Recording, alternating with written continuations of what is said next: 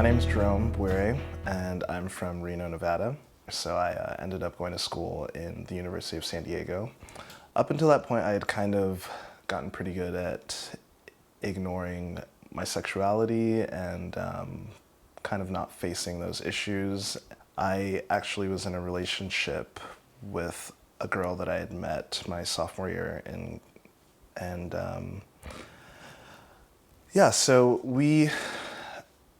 we met at a concert through a mutual friend. I had kind of just gravitated towards her for a while and just wanted to get to know her on a friend basis. And I can legitimately say that after getting to know her, I fell in love with her.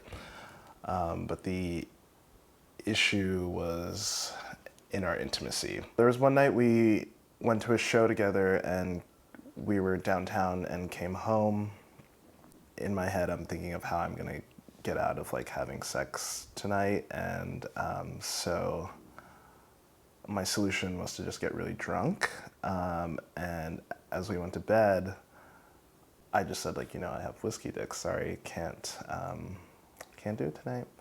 And I mean, that just became like a reoccurring theme.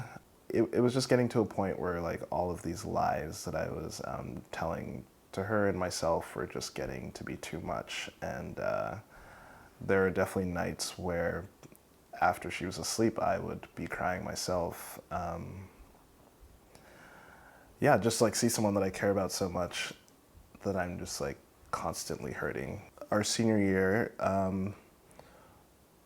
I was just, at that point I was using school as an excuse and work. So I was like, oh, I can't hang out with you, blah, blah, blah. And it was just getting to a point where I was like, I'm not in a place to be in a relationship. And I ended it. There was one day I got a text from her and she sent me a link to a song which was by this band called Warpaint. And the song is called Majesty. It's like towards the chorus.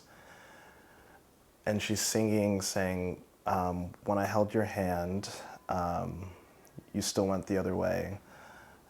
And you wanted me to stay with my arms stretching away. And then it continues on and it says, could it be that I'm your mirror showing you the things that you never wanted to face, yet you let me slip away. That kind of was very, very loaded for me in the sense that she just read me that I was clearly dealing with some inner demons that I wasn't sharing with anyone or facing myself. And through that, I wasn't really able to form relationships. Since then, I graduated from school, I got a job in New York, met a great man, we fell in love. On Valentine's Day, the way that I kind of came out to everyone that was in my past was I posted a picture of my boyfriend and I, and received just such positive feedback and support. But the one that really resonated with me the most was from my ex-girlfriend, and she was actually one of the first people to reach out to me. And I didn't know what to expect. I saw a text pop up, and I read it, and she was just saying like how proud she is of me and how happy she is for me, and it's great to see me happy. Looking back, I can definitely see breaking up with my ex-girlfriend and receiving those lyrics from her as kind of a catalyst for me of realizing the way I had lived my life before that was just not sustainable.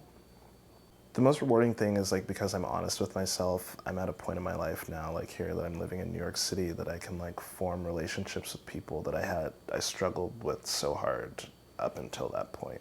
And it's genuine happiness, and it's allowing me to be who I am and share that with other people.